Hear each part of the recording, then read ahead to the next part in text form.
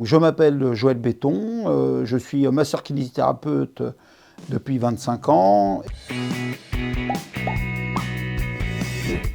Je suis né, j'étais très malvoyant. Ça ne m'a pas empêché de faire un travail de comptabilité. Puis, à l'âge de 32 ans, j'ai perdu complètement la vue. Et c'est là que j'ai fait un reclassement professionnel pour faire masseur-kinésithérapeute.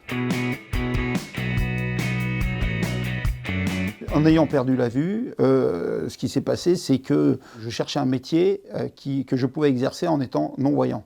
J'ai décidé de reprendre des études, sachant que c'était quand même 5 ans d'études. Ce que je recherchais surtout, c'est pouvoir exercer et surtout exercer comme tout le monde. Je me suis informé, j'ai été voir des kinés déficients visuels, mal et non-voyants exercer. Je me suis plus intéressé à cette profession, sachant que c'est un métier qu'on pouvait exercer seul. C'était vraiment le métier où ma déficience visuelle me pénalisait pas. Depuis que la profession de kiné, masseur-kinésithérapeute existe, c'est-à-dire 1946, dans le décret d'application, c'est indiqué que les aveugles pourront exercer cette profession. Nous avons toujours eu la même formation que les personnes n'ayant pas de problème de vue, aussi le même diplôme et la même validation. Notre spécificité, c'est le déficient visuel, mais on est kiné et l'ordre des kinés nous considère, comme tous les autres kinés, le même statut. Quand on perd la vue, c'est un coup de massue sur la tête. Même si on m'avait dit, plus jeune, que peut-être je perdrais la vue. En fait, après, il faut se reconstruire. Et se reconstruire, ça veut dire prendre beaucoup sur soi. Mais au début, c'est dur. Certaines personnes me disent oui, je préférerais être sourd qu'aveugle. À choisir, je préfère rien parce qu'on ne choisit pas. Les gens rajoutent, ah ben moi, si je perds la vue, de toute façon, je me suicide. Il y en a qui disent ça. Hein. Donc, je leur dis, non, mais attendez, quand on perd un sens, ou quand on a un handicap en général, c'est même pas perdre qu'un sens, on pense que c'est insurmontable.